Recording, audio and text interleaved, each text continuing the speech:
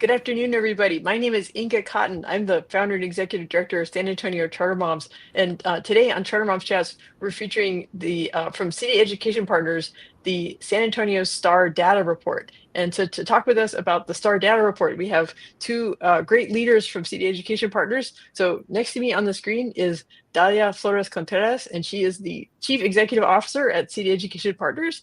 And then below me on the screen is Jennifer Limas-Mota, and she is the Communications Director at City Education Partners. So Dalia and Jennifer, thank you so much for joining me on Charter Moms Chats. I'm really excited to talk about this.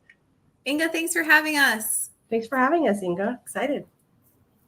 Yeah, so I want to highlight for folks, there's a link in the description of the video, and it will take you to the blog post that has my analysis about the STAAR Data Report. But I'm just so excited to get to have a conversation about it, because I feel like that really breathes life into it. And you guys make such a good case about why this data is so important and why different stakeholders in the community, including parents and caregivers, which is the Charter Moms audience, that's why it's important and why we need to know about it. So but before we dig too much into the report, I was wondering, can y'all each explain what is your role at CEP, and kind of just like briefly what led you to being an education change maker? Absolutely. Great question, Inga. So I serve as the CEO for City Education Partners. And what does that mean? It means I get to work with some amazing leaders on my team who are all also the CEOs of their work. And every day we get to wake up and think about, how do we ensure that San Antonio children have access to the best schools in the country?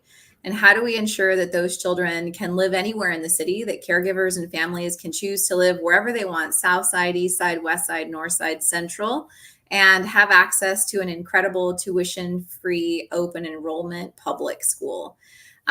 What brought me into the role of education? My goodness, I was born and raised in the west side of San Antonio. I love San Antonio. I've been here most of my life, with the exception of a little short stint to Chicago and then another one in Tulsa, Oklahoma.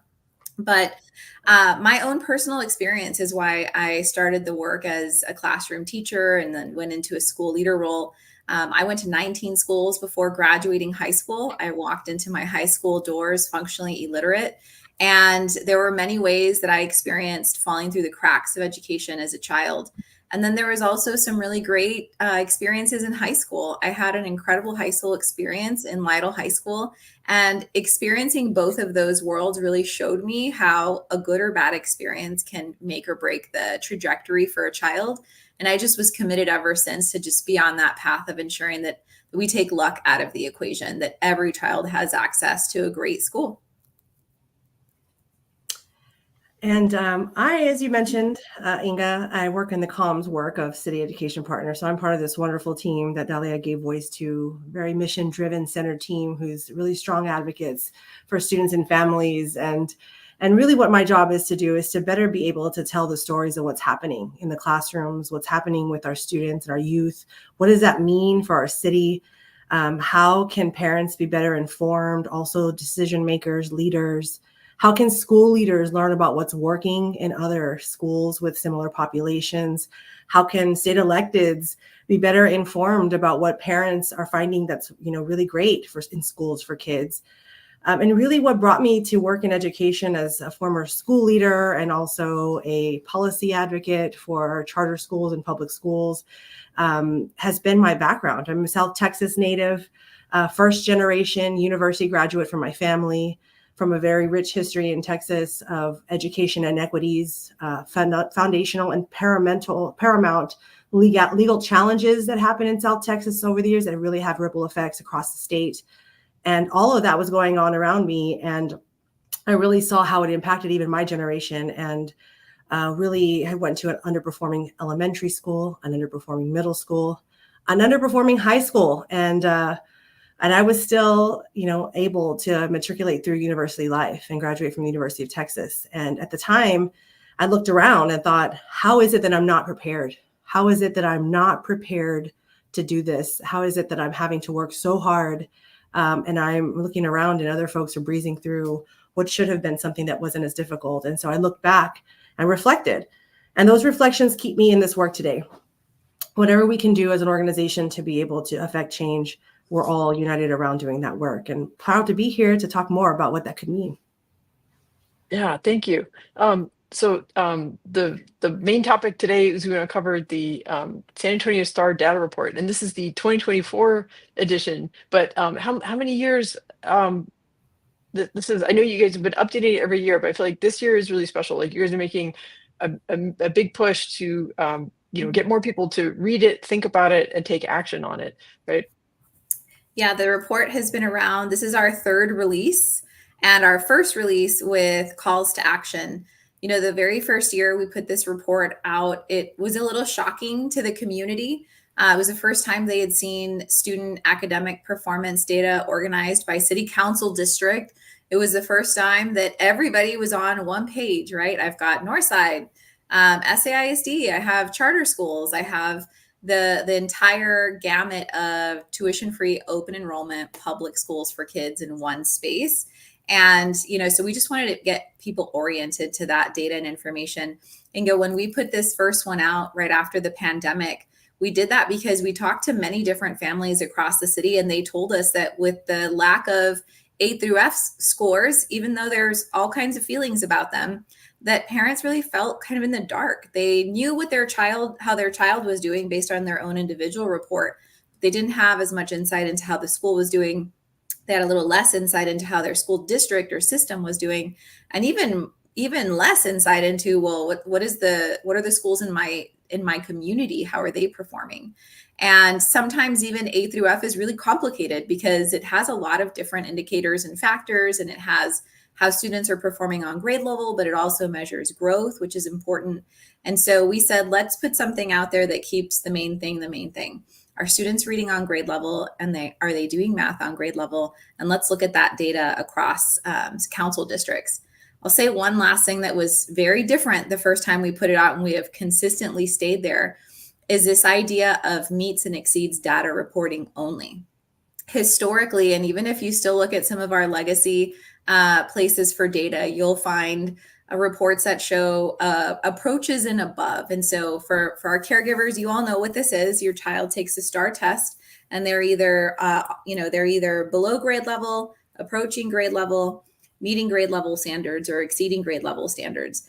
And as a city, we used to report approaches and above. So we'd say 60, 70, 80% of children are approaches and above, but that's not on grade level. And so when you just look at meets and exceeds, the number absolutely drops, but we have to keep an eye on that absolute performance for children.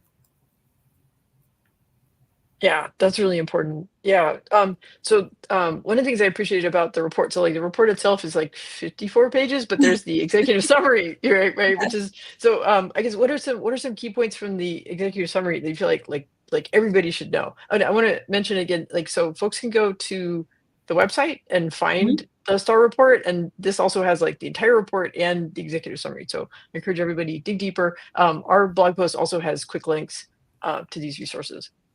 Yeah, absolutely. So key data findings across subjects. So it doesn't matter reading, math, science, social studies. San Antonio students face challenges and many conflicts, and we're lagging behind state averages. So since 2020, we haven't seen an improvement in reading skills. We're still at less than half of our children in San Antonio are reading on grade level. And in math, we also continue to see, kind of a same trend line, except that one's actually dropping a little more, where just over a third of our children are doing math on grade level.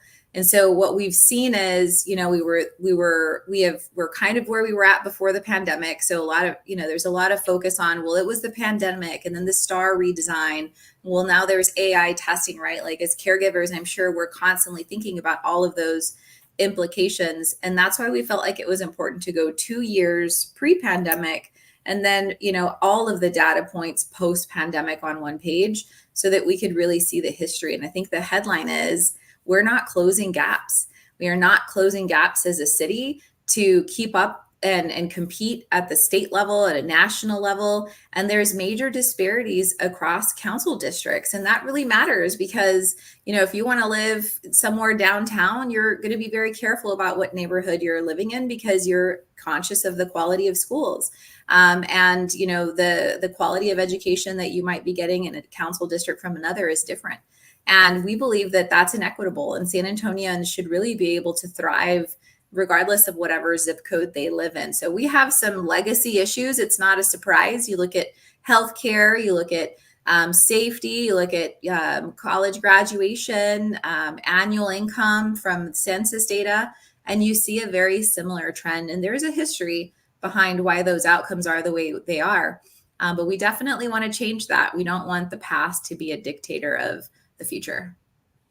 Yeah, okay. I've been playing with my banners here, so I want to kind of recap some of the key points you made. So looking at the 2024 STAAR data, and it's, as you said, it's meets and exceeds, right? And that the findings are that less than half of students are reading on grade level, and and that has been flat, kind of like even with all the disruption of the pandemic, like it's like it dipped, it came back, but the longer term trend is it's kind of flat.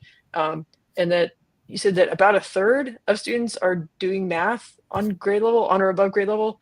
31%. And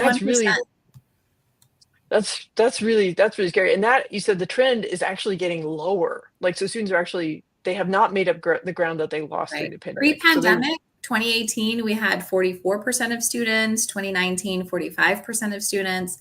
The first year after the pandemic, first year we had STAAR testing, it was 25%, went up to 34%. There was a big jump. You will see from 2021 to 2022, there's a big jump across the board.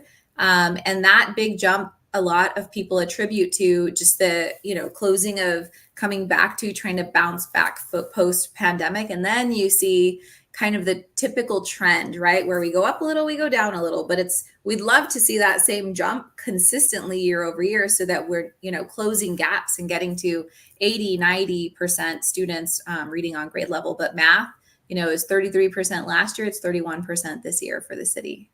Yeah. And then another key point you made is that there are significant achievement gaps across council districts. So like the districts on the north side versus the districts on the west, south, and east sides of San Antonio, consistent or persistent inequities. And you referred, I think Jennifer referred to, like, the history of in South Texas, like there's a very long history about, like, segregation and redlining and, how different racial and ethnic groups have been treated. And that, unfortunately, that's still leaving its stamp on our schools and our children, and we have to do something about it.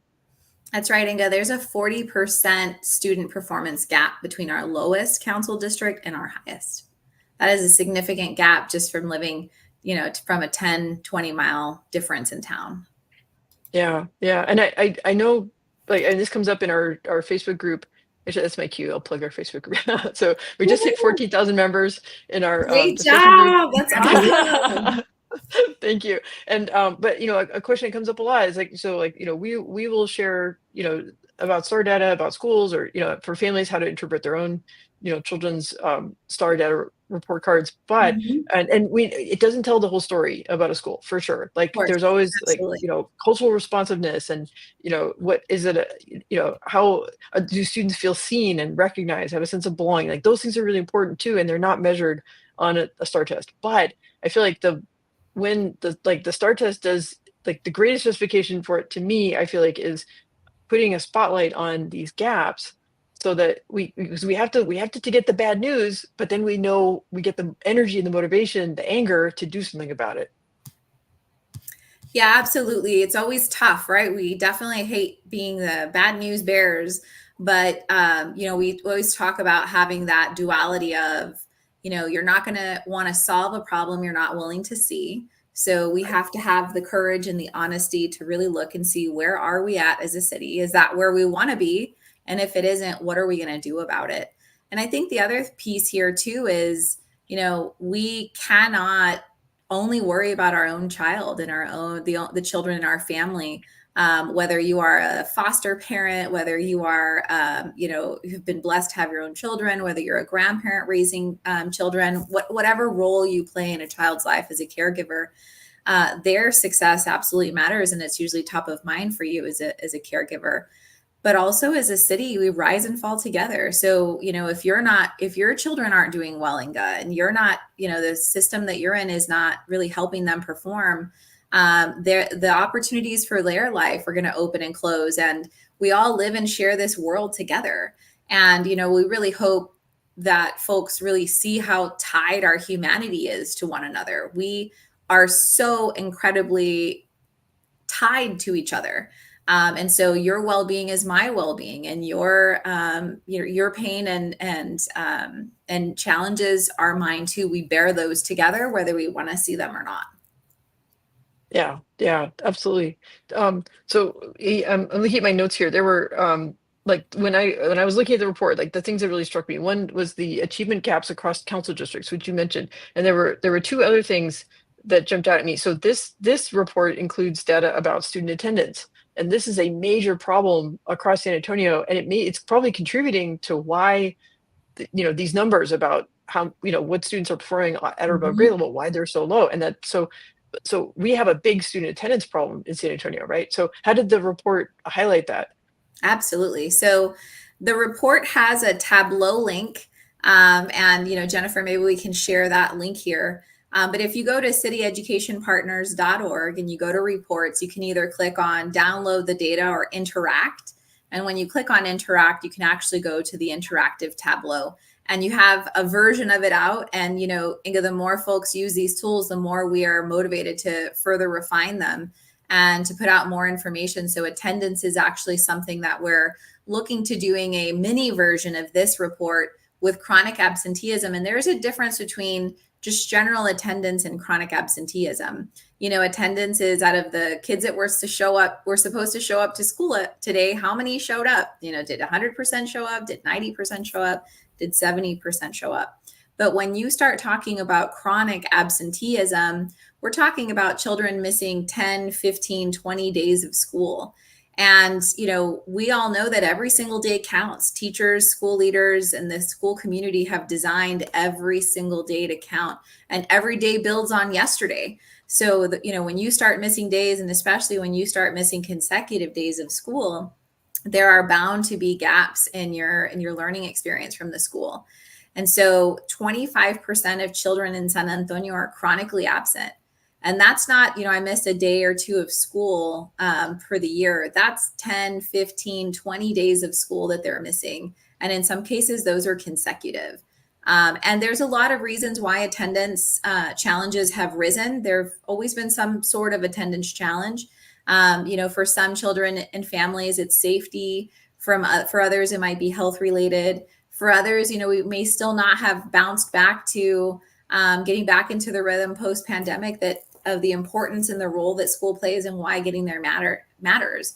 But what we say is look, regardless of what the issue is, parents and caregivers should be working with schools to elevate that. So if kids don't feel safe, the school needs to know. If kids feel like school's boring, the school should know, right? Whatever the issue is, that needs to be elevated from the community to schools so that we can work in partnership to solve that, right? Children being in school every day matters significantly for them. Thank you, Jennifer. She added a comment, and so if that's too much to pull off the screen, just go to strmos.com, and we have search for STAAR data report, or it's near the top of the list right now. And then in the near the top of the blog post, we have a section called Quick Links, and it says Tableau. So click on that, and that has there's so many ways you can slice and play with the data. Jillian did a great job, but the chronic absenteeism, that's what we've been talking about. So another concern that showed up in the report is the shortage of certified teachers. And I know this is part of what CEP works on as trying to improve the education ecosystem in San Antonio, is the teacher pipeline. But so what is the challenge we're facing as far as the shortage of certified teachers, right? Because we need high quality teachers in order for kids to make progress and be able to perform at or above grade level. Absolutely. There is a huge lack of certified teachers across the city. And, I want to be careful when I say that, Inga, because we've been visiting bright spot classrooms for, since the report came out. And, we'll ask a school leader, how many teachers do you have that aren't certified? And they'll say, well, that teacher right there that we just left their classroom. And we saw one of the most engaging and effective school lessons on science or math or literacy that we've seen. And so it's one of those interesting pieces, right, where we say, we really want to ensure that the people that we're entrusting our children to spend time with all day and learn, that they are highly qualified. And, there's a lot of research that says that attending an educator prep program that is accredited and highly qualified will yield to a highly qualified leader. But there's also other pathways that we need to explore to ensure that teachers and the workforce has changed. The workforce is much more diverse now. There are teachers who are moving across state lines. There are teachers who are changing careers, right? We saw a teacher who was a former nurse and she was teaching a science lesson and she was doing a fabulous job and she has no certification. And so, there are times where there are really powerful, amazing scientists, engineers, business folks that have decided to go into teaching and they don't have that certification. And so, we say the data says that there are a high number of uncertified teachers in the market, and there are. And every school leader, it's their position to really analyze, what does my workforce need? Who do I have in the building? And what do they need to reach their full potential and to get to being a highly effective teacher? And, that definitely goes beyond scores, right? It's an engaged classroom. It's uniting a passion for learning. It's building powerful relationships. It's knowing your students deeply. It's making sure that there's joy and a sense of belonging. And so that pipeline of educators into the classroom is something that we've been struggling for a while now, but it was definitely exacerbated post-pandemic. Yeah. Well, no, you made a really good point that there are great teachers who come to it through education programs, and then there's also great teachers who have had a career in some other field and then discovered their love for teaching. And some of the teachers who've had the greatest impact on my children, whether at their classical education school or at their STEM school, were people who'd been like a Marine and then they became a teacher, or they were a software developer, or all kinds of different jobs and then came into teaching. So but yeah, and like you said, so much of it has to do with school leadership, and are they cultivating those qualities in their staff? Are they continuing to help them develop? So it's complex, and that's why I'm really glad that the CEP has sort of one of its verticals is on elevating the quality of teachers in San Antonio, because that has a huge impact on our kids. Absolutely. So yeah, and then Dalia, you mentioned about bright spot schools. So I got very excited about that part of the report. Like as I was flipping through, because there's sections about each city council district, which traditional public schools, in-district charter schools, open enrollment charter schools that are in that city council district, ranking them by math and reading, how many students are at or above grade level. It's such interesting data, and I did my own analysis of just what what are the highest performing schools, but the bright spots are so interesting because you're pulling out schools that have a population of economically disadvantaged students, and yet those students are achieving at high level, and it proves the point that this is possible, that it's like we can't just stereotype or say, oh well, students in that part of town, that there's nothing we can do. No, that's absolutely wrong. Like we have to believe in the potential of every child, no matter what race or ethnicity or what part of town they're coming from, because that's how we can unlock the most talent across San Antonio. Because there is so much talent to find, but we need to remedy some of the historical inequities. So but yeah, tell me more about, and y'all have been able to visit some of these bright spot schools. So tell us more about this. I'm going to pass it on to Jennifer, who's been leading the charge of all of our bright spot school visits. After digging in with the team on this data, as you mentioned, Inga, sometimes you dig in this data and you're left with this feeling of like absolute like dread, like again this year, again for our community. But then you look at the data and you see where there are high need populations, and you see there's high attainment, and right away your curiosity is what is happening in that school, who are the leaders, what does a teaching staff look like? And it's been the best part of our job here lately to be able to get really close to those schools, to call them and say, we just want to have a chat. We would love to come by and look at what's happening in instruction, and also just have a talk with a leader about what has been the strategies that they're using, what has worked, what are kids responding to, and also like share with us what are the challenges you've had to overcome, because as we've talked about before and gave voice to, there's going to be challenges in education every year. That will happen. That'll continue to happen. But you have to ask yourself, if people are having success in the highest to serve need and highest to serve populations, why not for all of our kids? Because that's what we would want for our children. And so in this report, we've highlighted those bright spot schools by council district. So when you're looking at the data, you're able to see which schools who have a high free and reduced lunch population, but also have high achievement. And really who's exceeding those state standards, citywide averages, and doing it with the highest need populations. And like you said, this is proving what can be possible and what can also, more importantly, be replicated. So it's our job to kind of come in there and really have those conversations with these schools and these leaders and these teachers and elevate what's happening and putting it out there for what could be possible for other schools. And so the other great news about that is we've been able to kind of really in that time of getting close to them understand like what's emerging. We've met with a number of schools at this point, and as we're having these conversations, things are emerging.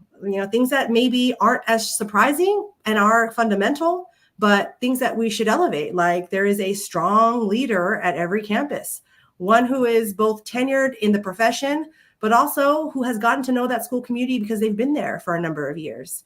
There's also the tenured teachers, master teachers even, and that has implications on those teachers' ability to be able to expand the capacity for professional development.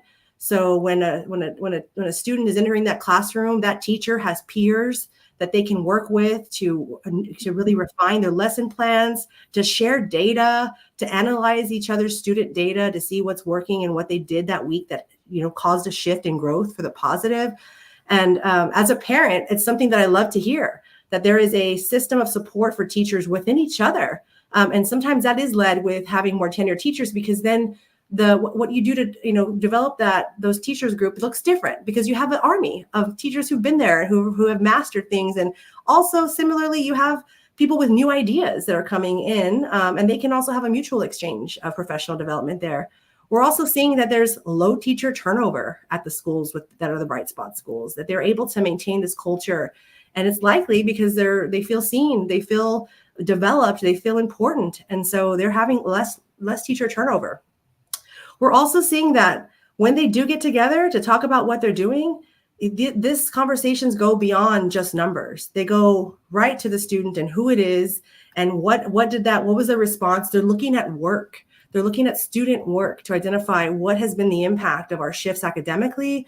They're meeting strategically. They're really talking about classroom initiatives. They're modeling with each other. So they will go to each other's classrooms and visit and get a lesson taught to them. They will be the students. And that's as funny as it might sound, they do that. And even the administrators will say, well, let me show you kind of what it is that I think that you can have tweaked. They give real feedback. They build a culture of trust amongst each other, where they can give real-time feedback for how they're instructing classes and how they're approaching education. And it's also data focused. We find a lot that the schools that are the brightest spots, the whole culture is around data. And data sometimes gets a bad rap in education, because we know that there are stories to be told, and the real story, the full story, is not just data. But data is an indicator that is important, because it's important in all of our lives. Think about that. When we go to check on our financial health, we go check that bank account, there's some data there. If we go check our yearly blood work, there's data there. And we are all driven around what the data says. And when we talk about data in schools, sometimes people are turned off about that. But what we really should look beyond that reaction is, what does it mean for where the child is? What does it mean for how they've grown? What does it mean for what can be done to ensure that they succeed? And so we've seen where that is the focus. There are bright spots across that campus. And also active classroom engagement. This is my favorite part. I love to walk into a classroom and see every student's eyes focused on the teacher or the student who happens to be talking. I love to see the hand signals that they have to either affirm or agree with what's being said, or question what's like something that they had a question about. I love the engagement that we're seeing. And we see that the schools who have an intentional or a purposeful way to have students engaged at all times are bright spots. And then lastly, and really importantly, is, as parents on this, that are listening know, it's that relationship, that walk with caregivers, that relationship that they're really being targeted. We've seen schools where if your student is struggling, then you see your teacher every week. The parent comes in and sees that teacher every week until the student has stabilized. And that's a beautiful thing. And I think that it's appreciated amongst parents and caregivers. And so the extent that those relationships are strong and that they're building, that helps to contribute to the overall success of the schools.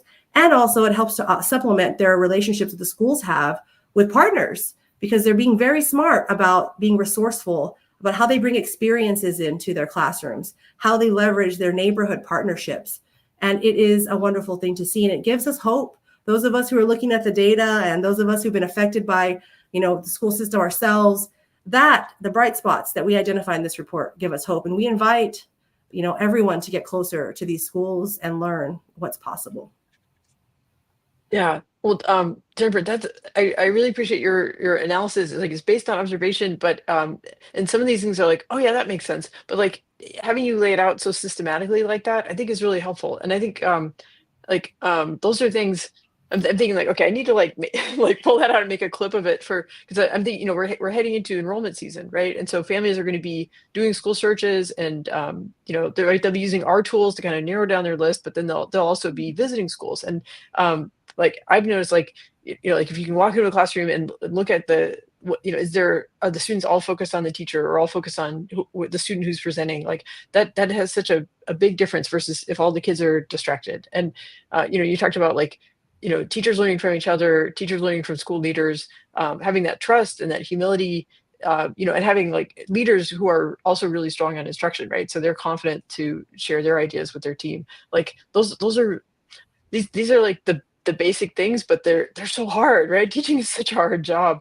But if you identify the bright spots, find out what's in common among those schools. And it doesn't have to be a school on the north side. It doesn't have to be a school with a certain demographic profile, right? These schools can happen in any part of town with any type of demographic of student, and we can still have high expectations. So as y'all are visiting these schools, like, are there like sort of anecdotes or stories that you can share about things you've seen recently at the Bright Spot schools? I can share a story actually from yesterday. We were at Irving Dual Language Academy, and we got to start with the principal in her office, and she was just telling us about, what we always ask the same question. How did you get these results? What would you attribute them to? And listening her talk about the work, you couldn't help but see her leadership. Her leadership is incredibly strong. She has an absolute resolve for one, everybody in this campus must believe that every single child in this campus is capable and will learn at high levels. No exceptions, no excuses. And if that's not happening and we check on that every day, then we figure out why. And so we were also inspired just by being in this office, hearing her talk about it. But then we walked the school with this leader. And this is the stuff that you don't see when you just sit in an office and talk, or when you might look at a school leader evaluation report. But when she went into classrooms, walked around the school, she knew students by name. She could talk about very detailed information of every teacher. This is this teacher. This is their history. This is what they're working on. This is what they're learning today. She would walk into classrooms and she'd get on the ground with students, right? She's on the floor in a dress and heels, talking to students, engaging with them, interacting with them. And, those are the things that when you look at that, you're like, that is also leadership, right? A leader that is so intimately aware of what is happening in the school, is leading by example, doing the work in the school, on the ground with kids, knowing everybody intimately and by name, and like actively solving for the barriers that are getting in the way of kids learning at high levels, teachers loving what they do. And so, that we all walked out of there and said the same thing about her. We were like, yes, a great teacher in every classroom matters, but a great leader at every school ensures that there's a great teacher in every classroom. Yeah. When like that, it's such an important point, because like when you like look at the data shows that Irving is a strong school, right? And then when you can visit and feel that culture, and those are the type of schools like that they come up in our parents group, right? And caregivers will recommend these schools to each other and to be like, hey, take a closer look at this. And so when you can see like the data lining up, but then also when you're able to visit the school and just qualitatively, like the feeling you get from the school leaders, that how you see they treat the students, how the teachers respond when they see each other or see that leader, then something's going right at that campus. And that campus is in a, that's a neighborhood that has a history of being underserved. So like it's like really remarkable to have a school that strong located in that part of San Antonio where people would not expect to find such a successful school. Absolutely, Inga. That is yes to that. Yeah. Jennifer, do you have any stories you want to share from recent school visits? I know you've been busy. Yeah, well, we've been really getting our steps in. And I want to say that one of the special ones that stands out to me, because I think in part of my role is just trying to, like I said, really give voice to things that are not really obvious, to be able to share with our public and our community around what is happening.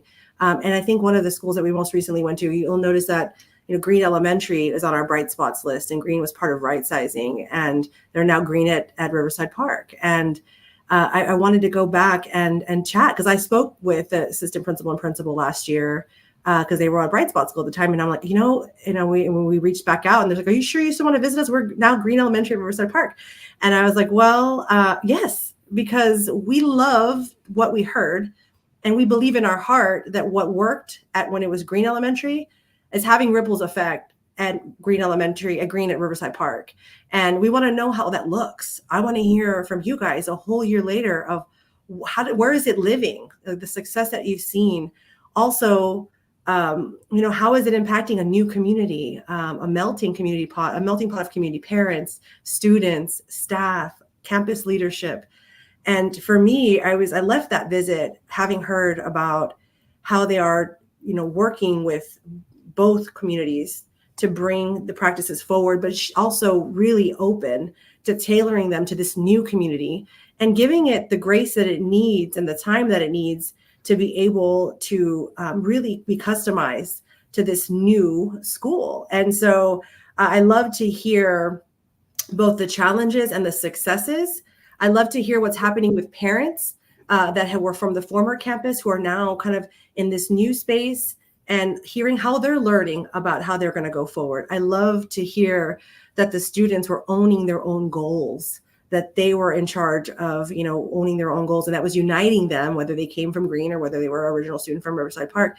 And I loved to hear what was happening with the teachers in terms of their ability to work together and to really build out this new culture that's supportive, that has trust.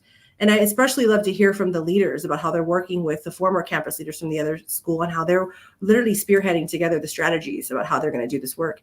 And I left there thinking what I leave a lot of our schools thinking of, which is no one's telling this story. No one knows about this story.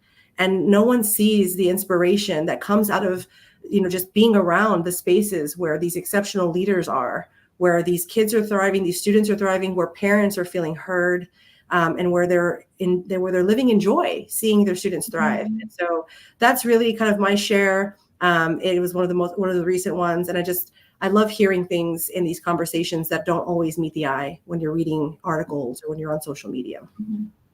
Yeah.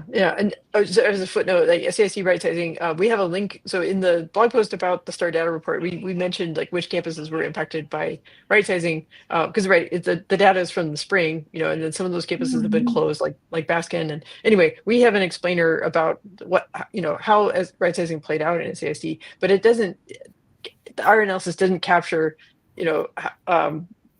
just the resilience of these schools, like even with the disruption of merging two schools together, or having to go to a temporary building while there are other campuses being rebuilt with bond money, and just it's again, we're expecting a lot from these students and these teachers and these leaders in terms of resilience because of the amount of disruption they're having to face.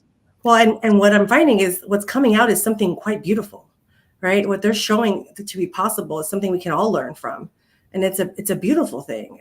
We heard the narrative. We know that there was a lot of challenges involved in what the decisions that had to be made. But what we're not seeing, what we could see if we got closer, is what's resulting from it in the positive way. Yeah. Inga, just one other thing to add about these bright spot schools is that we saw them in all different types of schools, right? Like Green Elementary School, Salado Elementary School. These are traditional neighborhood schools. We've seen bright spots that are 1882 in-district partnership schools. We've seen bright spots that are, tuition-free open enrollment public charter schools. And so what's really inspiring about that is like, it's accessible to every type of school in the public school system today. And that gives us a lot of hope, because that means it doesn't matter what council district you're in. It doesn't matter what zip code you're in. It doesn't matter what type of school is in your neighborhood.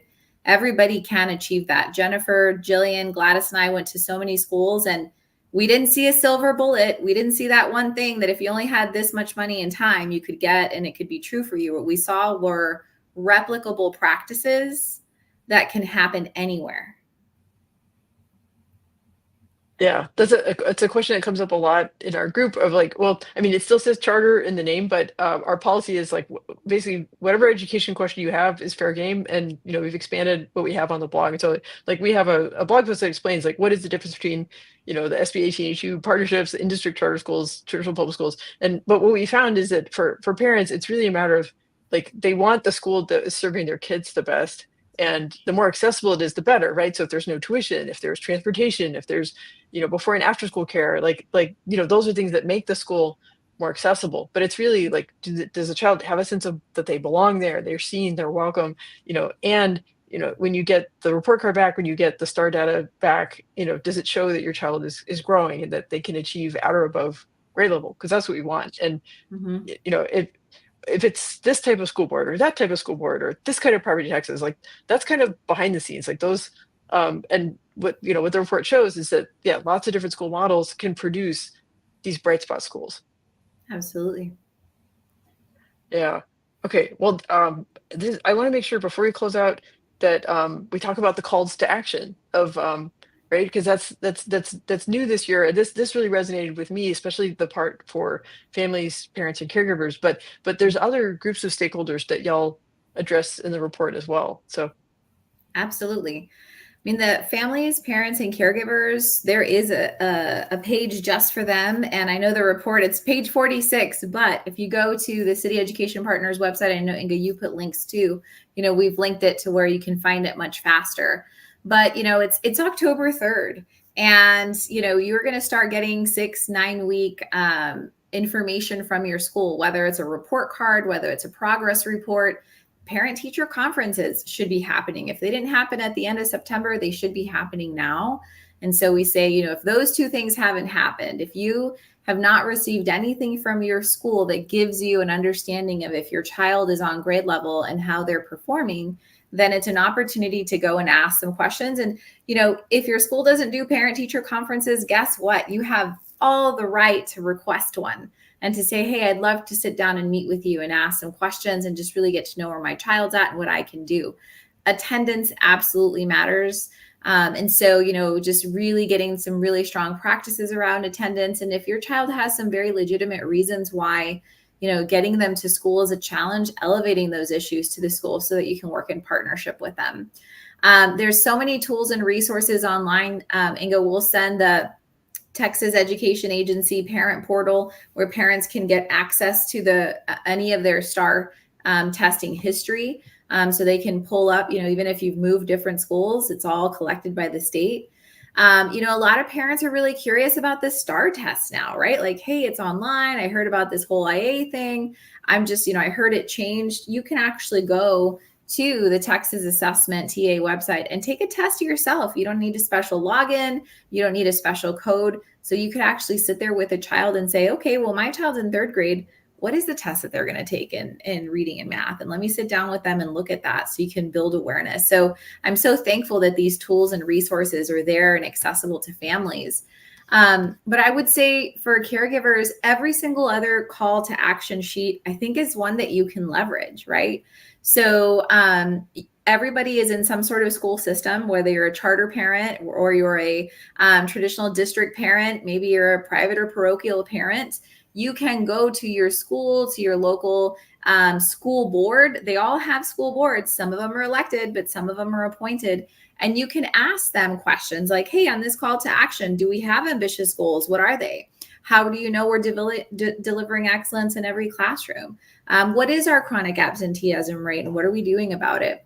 So we really see that as a tool that caregivers can even use to have conversations with different types of people. There's some very specific questions you can ask your school board members.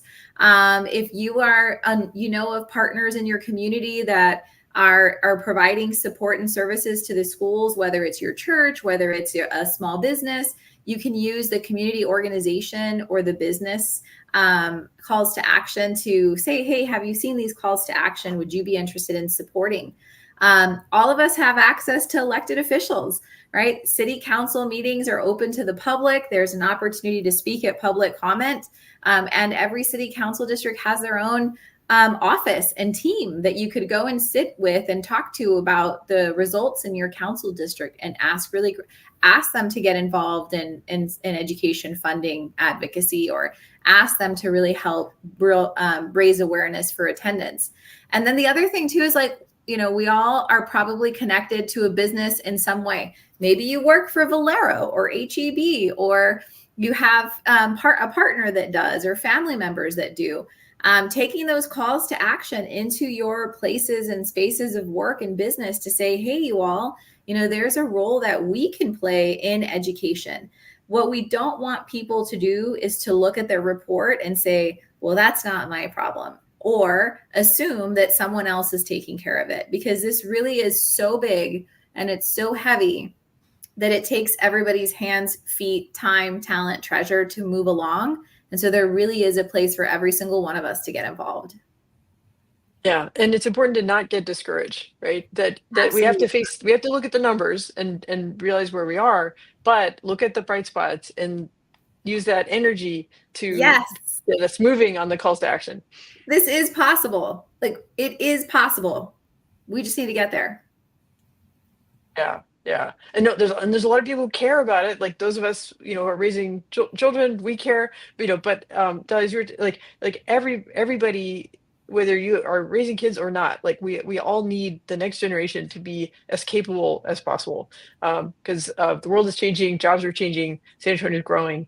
And we want our kids to be able to handle whatever challenges are coming down the road, because we live in interesting times. Absolutely. And my invitation to folks who don't have children, I am an adult that doesn't have children. I wanted them. I haven't been blessed with them.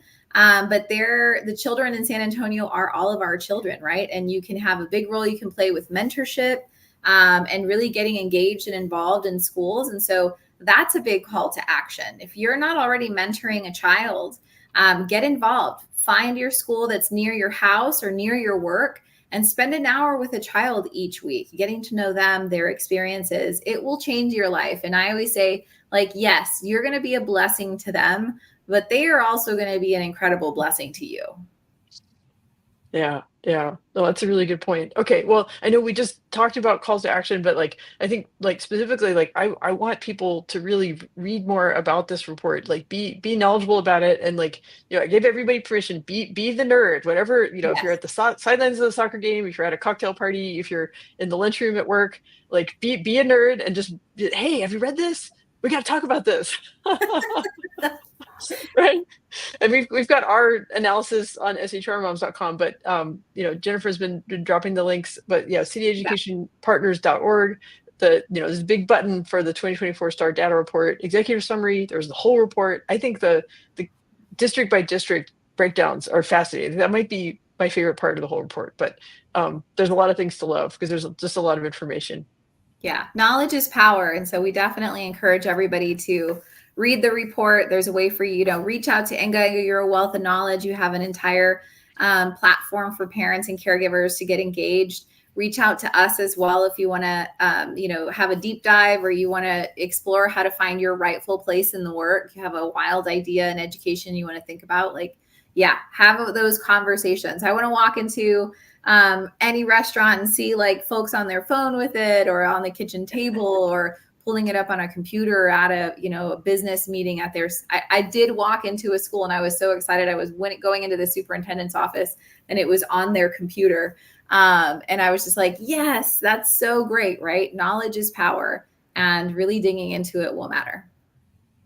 Yeah, well, we've been putting it in our email newsletter that goes out every week, and I've had people writing back to me, this is at the top of our email newsletter, and people writing back to me this is amazing, and so to get that reaction from people, I'm really excited to be helping to amplify this, and I look forward to hearing more about the bright spot schools that y'all have been visiting, and because we need hope, and we also want to spread these good practices so that more schools can implement them and more kids can benefit from them.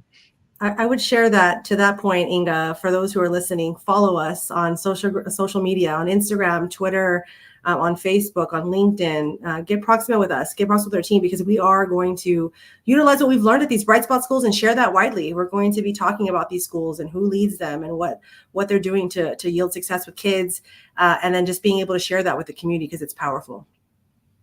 Yeah, and we've Inga, got thank in you. our quick links. Yeah.